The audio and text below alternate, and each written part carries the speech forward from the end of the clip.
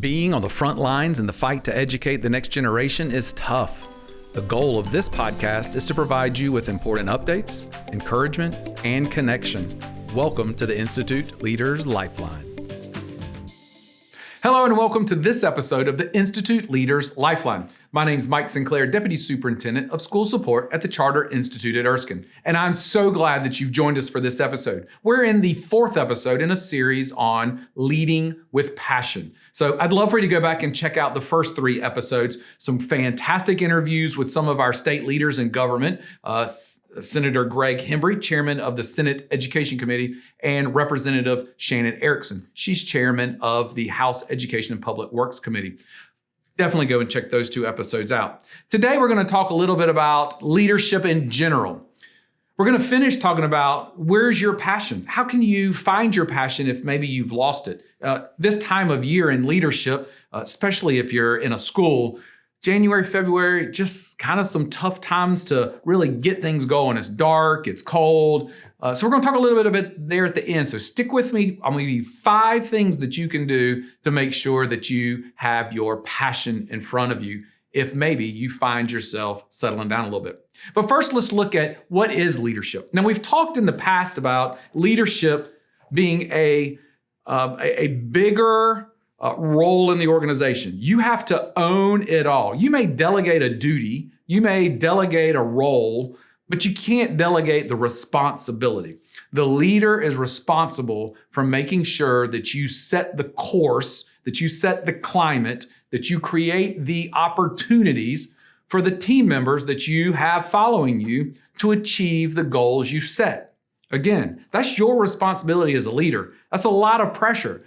In addition to all the other things you've got going on, you've got to create that culture, that climate. You got to put the passion out there for your followers, your team members, to get the job done and achieve your goals. So let's start off in the Webster Dictionary. That's old school, where a lot of us had to go thumb through pages to find definitions. But let's start there with what is leadership. It's defined as the office or position of a leader. Okay. The act or instance of leading.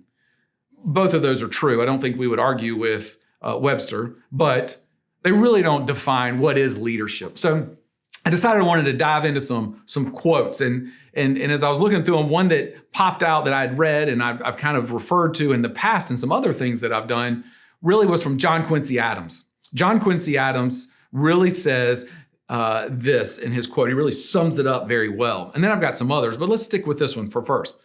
If your actions inspire others to dream more, learn more, do more, and become more, you are a leader. Again, that's John Quincy Adams' quote. I'm going to say it one more time. There's 4 things. If you inspire, now inspire is the key word in this quote, but if you inspire others to dream more, to look, to think about bigger things, bigger possibilities. Don't be stuck today.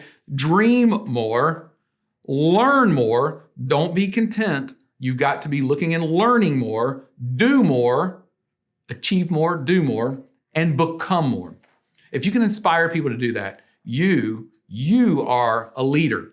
It doesn't matter your position. It doesn't matter a lot of other things. If you're doing that for others, then you are leading them. You are inspiring them in those ways. You, my friend, are a leader. You don't have to have a title.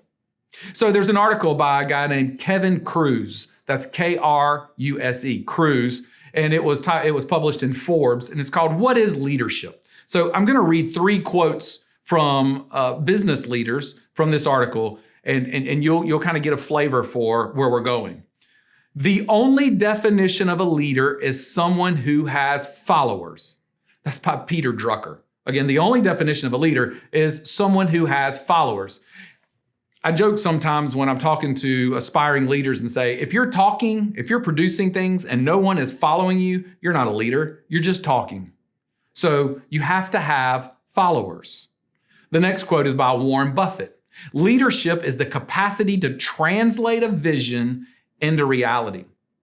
So you have lots of people in this world that dream up great ideas, but can you take that vision, what's in your head, and then put it into operations that others can work with you to make it a reality. If you can, then you're a leader.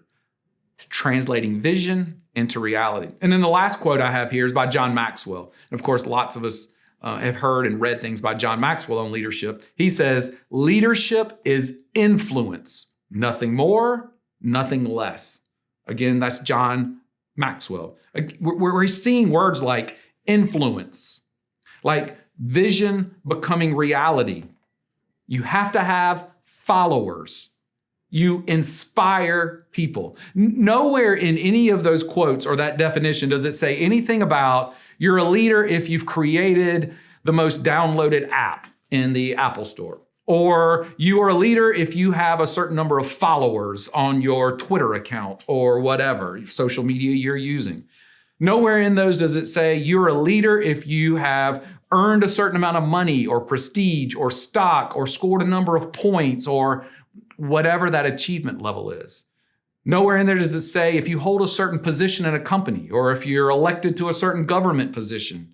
That's not in any of that what is a leader or what is leadership. It doesn't say anything about if you support a specific philosophy or political platform, or if you do certain environmental work, or if you, whatever social topic or agenda you want to look at. Those aren't in any of those definitions or quotes about leadership. What we did read up there is a leader inspires people to do, learn, and become. A leader takes a vision and makes it reality. So I'm going to stop just a second and I'm going to ask you this question. Have you reflected on how you influence others in those areas? Do you really inspire people to do more, learn more, become more? Can you take your vision and guide people to making it a reality? If you haven't thought about that, I just encourage you, turn off your music, take some time by yourself, go for a walk. That's going to come up later in this episode, but what are you doing to give you a chance to reflect? Are people really following you? Are you inspiring them? Are you really impacting those around you? Because that is the definition, that is the sign of a leader. So let's move on a little bit more. Last week we talked about climate. Does your climate lead people to feel safe and inspired? So are you the destination? Have you created an environment, a culture, a climate, is what we're talking about in this series, where people are drawn to you and your organization and what you've created? They come in, they're inspired to do, learn, become, work together, create, take a vision, make it a reality?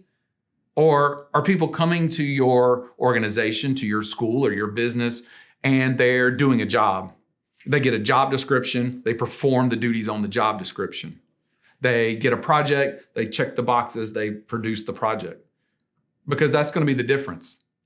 You're a manager if you're just leading people to do things, produce work, check boxes. You're a leader if you have people coming to you where they want to create, they want to become, they want to learn, they want to work together to make vision become reality.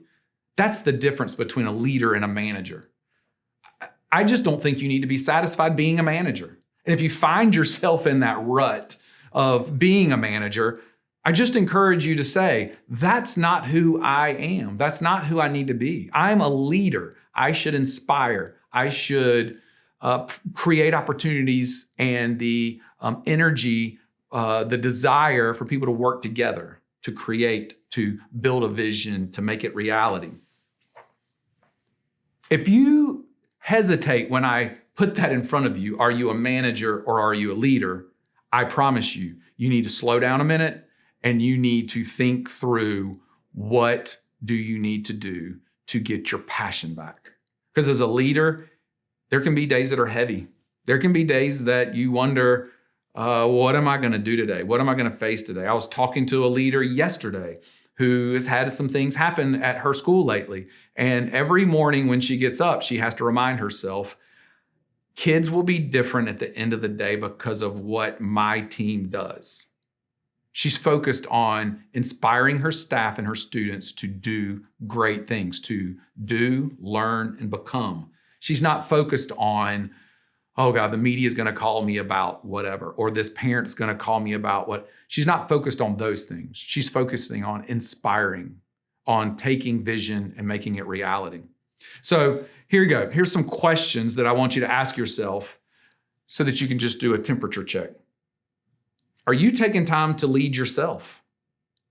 Where are you getting fed? Who's leading you? Because if you're not growing, if you're not doing something to actively move forward in those same areas, it is really hard for you to lead others. Where is your passion?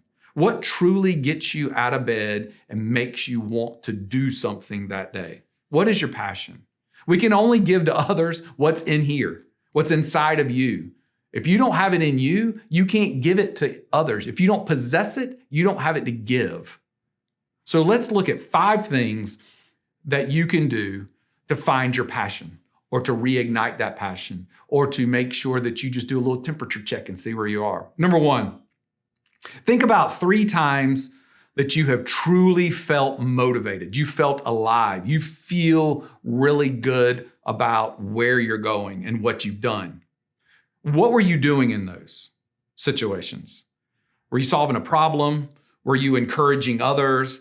Were you learning something new maybe? What made it memorable? Where can you find that feeling today? So 3 times. I say 3 because like the last time I felt alive might have been when I ran 12 miles at a 9.5-minute pace. But that's really not my passion. I'm not going to stop my job and go become an Olympic runner.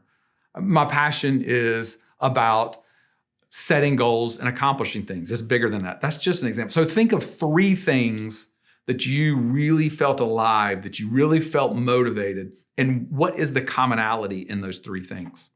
The second suggestion I would give you is read. We consume things all the time. You know, social media, we don't really think of it as reading time, but it is. We read a lot. We read a lot on those little phone screens. So what are you reading? What are you consuming? Does it inspire you? Does it inspire your thoughts? Does it challenge your thinking? Does it provoke your creativity? Do you find your mind wandering towards how to use this information? Like when you're reading something, you go, oh yeah, that's connecting to this, or I could do this, or I need to go and talk to this person about that. Is your mind going out and you're starting to make connections and you're just feeling energized on those things? Not all the time. We need to decompress sometimes. But are you gravitating towards those things that help you connect? So read things that push you, that make you excited, that connect you to your passion and to making a difference, to influencing and inspiring. Next one is find a group that shares an interest with you and connect with them. It could be all kinds of different things, but by connecting with others over a common thought, common idea, common hobby, common goal, we start seeing things from their different views. And they challenge the way we think, or they may look at things in a different way that helps fill a gap that we didn't have filled before. Find opportunities, number 4, to share your organization's goals with somebody. If you struggle to share your goals or what you're doing in your organization, then you're lost. You don't know where you're going. You should be able to share those and share them with energy. If you ramble on and just kind of meander in that conversation, then you're reaching. You really don't know what your passion is. You're just talking. So find someone, share what your organization's about, what your goals are. It should be succinct. It should be succinct. You shouldn't struggle and you shouldn't ramble. Number 5, meditate, pray, walk, whatever you need to do without headphones, without the noise. Just spend time in silence and let your thoughts unpack. What keeps coming to your mind? What keeps coming through your mind? Themes are going to come up. Ideas are going to come up. Think about those things. Spend time expanding those ideas because that's where your passion is going to lie. As a leader, we're pulled in so many directions. Our society wants to polarize all of us in different camps, and we're all different than each other. I'm telling you, my friends, we're more common than we are different. We're more common than we are different. And we need people to inspire and influence. And that's what we need you to do as a leader. We need leaders to bring people together. And leadership is like the onion, and the core is you and your energy and your passion. So go this week, find that passion, and go influence others. But take care of yourself and take care of your team. Be sure to follow the Institute on all of our social media platforms, Facebook, Instagram, and Twitter. At Erskine Charters, we'll have all of these resources, including this podcast, mini stories of our schools, and other things. So check us out. The opinions expressed within the content are solely the authors and do not reflect the opinions and beliefs of the Charter Institute at Erskine or its affiliates.